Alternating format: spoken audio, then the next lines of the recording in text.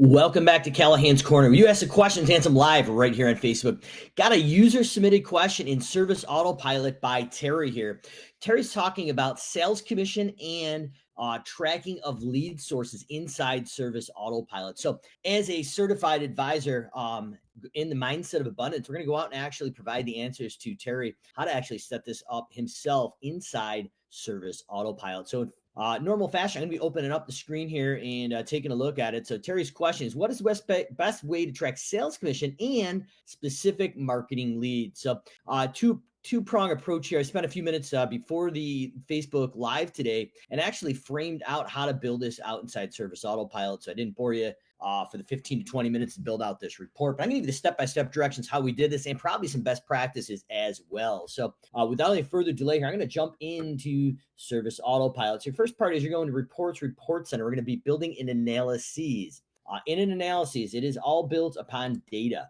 So the first data set we want here, Terry, is estimates. I'm going to suggest a few areas here of client source, estimate date, estimate number, estimate status, projected revenue, and sales rep. Next down the line here is we want our client name, the lead acquired date. So if we're focusing this down just to leads, we can run some data aggregation on the data to say how long from lead acquisition to estimate date is the gap. So that's some of the data we may want to look at is lead acquisition to actual physical estimate. So as we get in here and build this out, you're going to be having some of this data you can play with. So lead acquired date.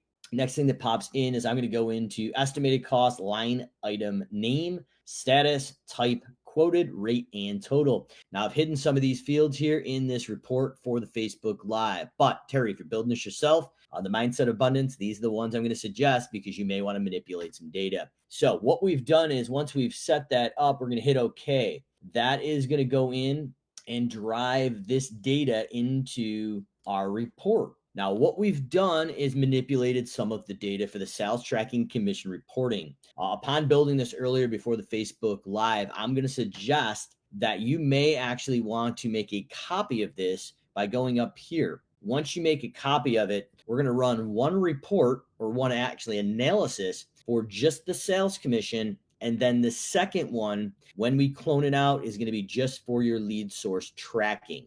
Now, there's also a additional report that I'm going to show you that's pre-canned if you don't want to use analysis of the lead source tracking, which I really like in Service Autopilot. But the question wanted to know, how do we build this out or track this? This is one of two ways for best practice, but this is the only way that I would be looking at for commission. So once we have all these areas in, we really have an issue here for commission. So what we've done first is gone in and taken the sales rep and we've grouped them by sales reps. So all of our sales reps are grouped and we're going to add a commission. Once we add the commission in there, we also want to go in and group that sales or aggregate that group commission and actually sum it. So we have a sum total here.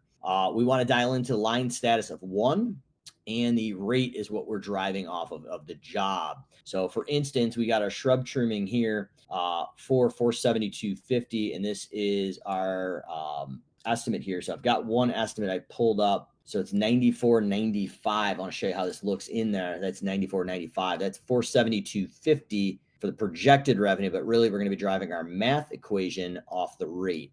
And that is the rate right there of $472.50. I've got budget hours of 3, a cost of full overhead recovery, break even $331.20. So I've got a net profit margin of about 29% net. But as to answer the question here, in order to get this commission, we need to go up to formula, name it, and we're going to go in to insert the line of estimate line item rate. And we're going to multiply that by an absolute value. So this equation right now is at a 10% commission. And that's the number we can manipulate per report. Once we're done, we want to add that in, or if you're updating it, hit replace. And that's going to drive your data into your commission tracking here. Now, I would also probably say right now, I have filtered this test account to a date range of just 2018. I would make this a sliding date of last week start, last week end, if that's the payroll commission area that you're doing, or last month. So that can be manipulated. But for the question here that Terry had, what is the best way to track sales commission? I think that's going to be your best way. Marketing leads, like I said here, I would take this report personally and go in and make this lead here because a client has already become a client. I would clone this out and switch this out to lead and then filter down and just group your lead source tracking. So Van Putty Gardens here had a total of 2 client sources. Saw Truck had 2, Qualified Direct Mowing had 2 in this test account. And it looks like the Messenger Post had 27. So as we're driving through, I would create 2 separate reports, one for sales tracking, one for commission. In addition, if we go into report center, there also is a great report that's pre-canned if you don't want to go into Logi, the third-party plugin. I would go into the toaster oven SA report. So this is something we look at with our Scale Plus clients, where you get one-on-one consulting with a 7-figure business expert that currently owns a 7-figure plus business, where we meet with you monthly to go through these stats to make sure you're online. So one of our coaches there, Garrett Matthews, with Matthews Tree and Pastor Alec over it, would be going in and showing you exactly how to do this. But like I said, in the mindset of abundance, this is what we're looking at here. And we're going in, and I believe it is going to be our new client report. If not, it is the one above it. So this is our new client report. And then we're going to go in and actually go to our client count. And that's going to pull up our new client count here. And as you can see, it's going to take it by source. So if this wasn't a test account, you'd have a lot of data in here based on the source. But that's 2 of the places I would look. There's a third one in here. Let's see here. And right here, sales source by summary. This is one I really like because what it's going to do is going to give you the number of leads converted, conversion ratio, and your sales source by summary. There's an additional report, and if you play with it, it'll actually, when you fill out the marketing cost, it will pull in the client acquisition cost per market. So if you're going in and adding a new lead in Service Autopilot, this is all the data. We would need the main information here.